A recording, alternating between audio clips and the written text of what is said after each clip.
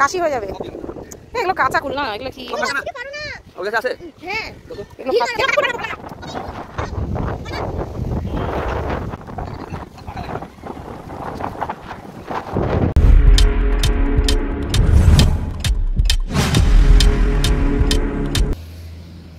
আমি যাদের সাথে মিশি তাদের কারো ওরকম স্বভাব পাবো না।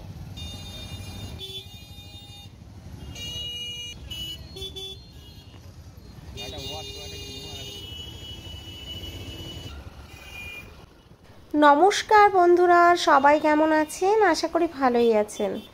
আজ রবিবার, মেয়ের টিউশন ছিল। টিউশনে ওকে ঢুকিয়ে দিয়ে আমরা বেরিয়ে গেছিলাম। ঘন্টা দুয়েক লাগে পড়াতে, ওই টাইমটা কিন্তু বোর হই। যদি একা থাকি তাহলে তো নিজে বসে থেকে কাটিয়ে দেই, আর ওর বাবা থাকলে একটু বেরিয়ে যাই। তো আজকে চলে এসেছিলাম, এটা আমাদের হসপিটাল, কালদিঘি হসপিটাল। আর হসপিটালের উল্টো দিকে একটা ঔষধের দোকান, আর সেখানে আমরা আজকে এসেছি একটু ওষুধ নিতে। এইবার চলে আসলাম শিববাড়ি হাটের এই দিকে। আজ রবিবার, আজ কিন্তু হাট বসেছে জমিয়ে। ধান, গম, সর্ষে এইসব কেনা বেচা হচ্ছে। তো হাটের ওপর দিয়ে আমরা একটু চলে যাব গ্রাম সাইডে।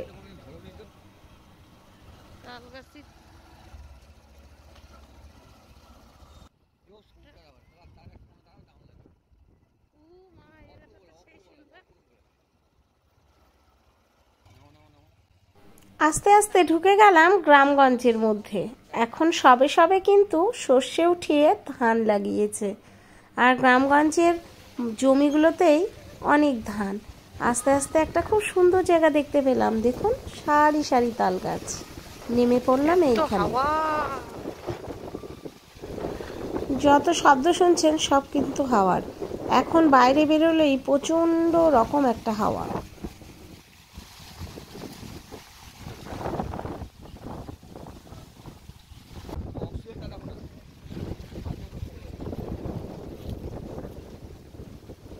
কত তাল গাছ গো, অনেক সারি সারি তাল গাছ।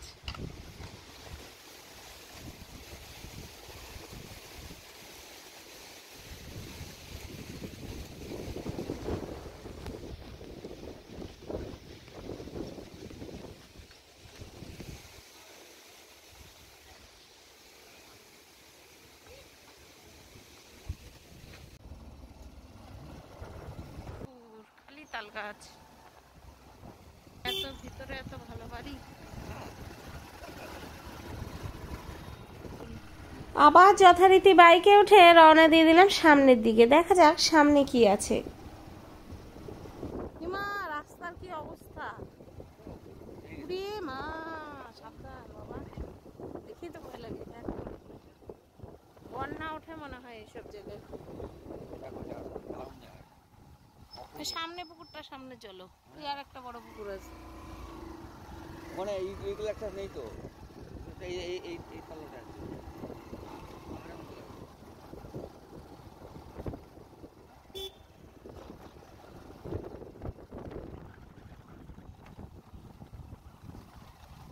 ও, এটা অনেকটা ভেতরে ভেতরে। এবার মুসলিম পাড়া আছে, ওটা মসজিদ। মুসলিম পাড়া শুরু হলো। আরে এই রাস্তাটা কোথায় উঠবে বলো তো আবার? যায় শিববাড়িতে।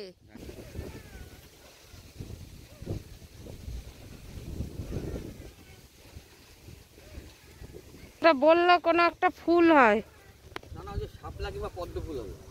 এখন আসে এই টাইমটা আসে। এই পুকুরটার মধ্যে ছোট ছোট অনেক সাদা সাদা ফুল হয়েছে। পদ্ম এটা পাতা? তুমি আজে বাজে কথা বলছো। পদ্ম পাতা না, দেখো তুমি দেখে বুঝতে পারবে না পদ্ম পাতা এটা। তো পদ্ম ফুল আবার সাদা হয় কোন দিন? তাও তো একটা কথা, বোকার মতো কথা বলছো না। হয়তো আমরা ছোটবেলায় দেখিনি ফুল, পদ্ম ফুল। ছোটবেলায় এটা থাকে। পদ্ম ফুলের বড় কড়ি ওঠে। অদ্ভুত ব্যাপার। যাই না, লোকটার নাম বলতে পারলো না। এটা কোনো একটা ইয়ে হবে, খাওয়ারই কিছু একটা হবে।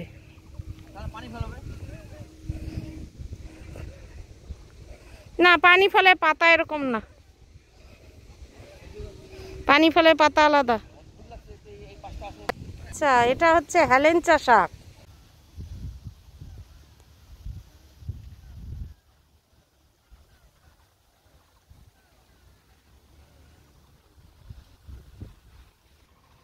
আমার বর জানুক আর না জানুক সব বিষয়ে তর্ক করা ওনার একটা স্বভাব দাঁড়িয়ে গেছে। মানে আমার সাথে তর্ক করতেই হবে, শেষমেশ কিন্তু ও জিততে পারে না, তাও তর্ক করে যায়। যাই হোক, পুকুরের মধ্যে যেগুলো ছিল না, এগুলো হচ্ছে হেলেঞ্চা।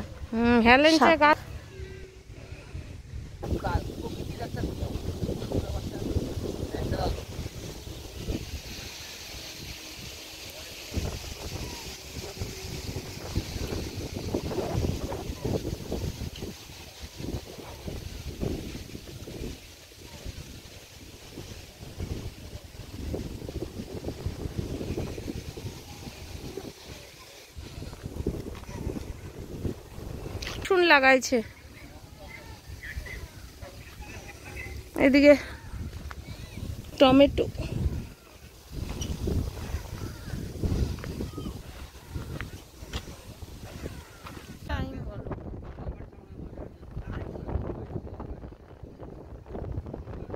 ছেলে পেলেরও টাইম নাই বলতেছি।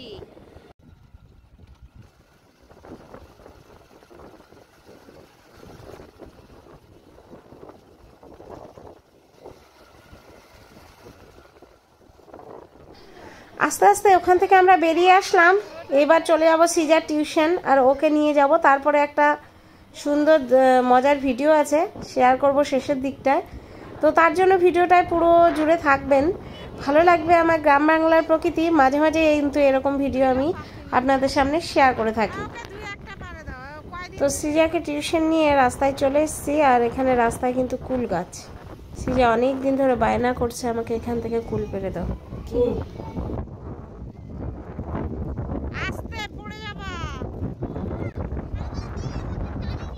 শ্রীজা আনন্দে নাচানাচি শুরু করে দিয়েছে, ওর বাবা কুল পেরে দিচ্ছে। আর যেহেতু ওর বাবা লম্বা মানুষ, লাভ দিয়ে দিয়ে কুল পাচ্ছে।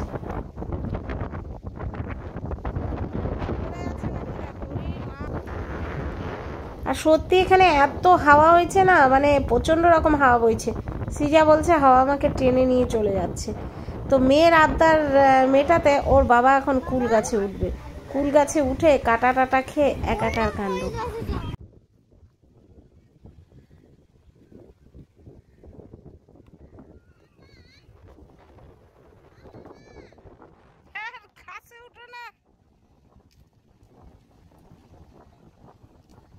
মেয়ের আবদার মেটাতে ওর বাবা জ্যাকেট ট্যাকেট খুলে উঠে গেল কুল গাছে। কোনো প্রয়োজনই ছিল না, কিন্তু দুই একটা কুল তুলে দিলেই হতো। যাই হোক, আর এই কুল গাছে উঠতে গেলে কাটা খাবে প্রচন্ড রকমের।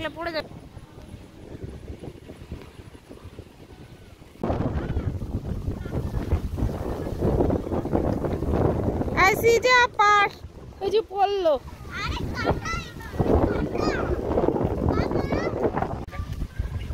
নামো তো, ওই গাছে চলো।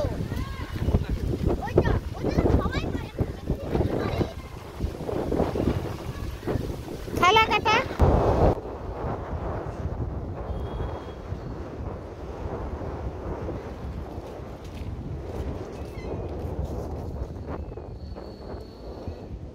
হ্যাঁ, কাঁচা কুল পড়তেছে। এবারে কিন্তু ঢিল ছোড়া শুরু করলো, দেখো এই যে এবারে ঢিল ছুটছে।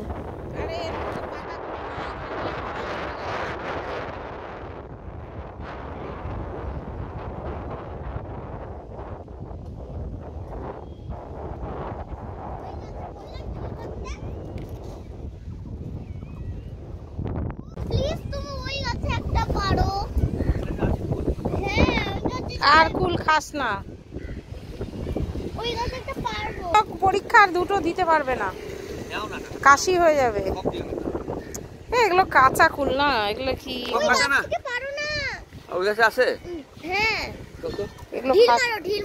কাঁচা কুল খাস না। কুলগুলো এতটা পরিমাণ টক, মিষ্টি তো খুব কম।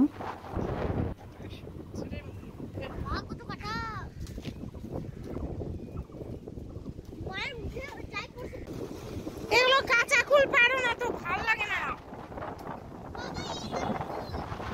বাবা মেয়ে চললো সামনে আরেকটা গাছ, ওই গাছের কুল পাড়তে। বন্ধুরা, ভিডিওটা অনেক বড় হয়ে গেল, তো ভিডিওটা এখানেই শেষ করছি। সবাই ভালো থেকো, সুস্থ থেকো, দেখা হবে নতুন একটি ভিডিওতে। আর হ্যাঁ, কমেন্ট করতে ভুলো না কিন্তু কেমন লাগলো। টাটা।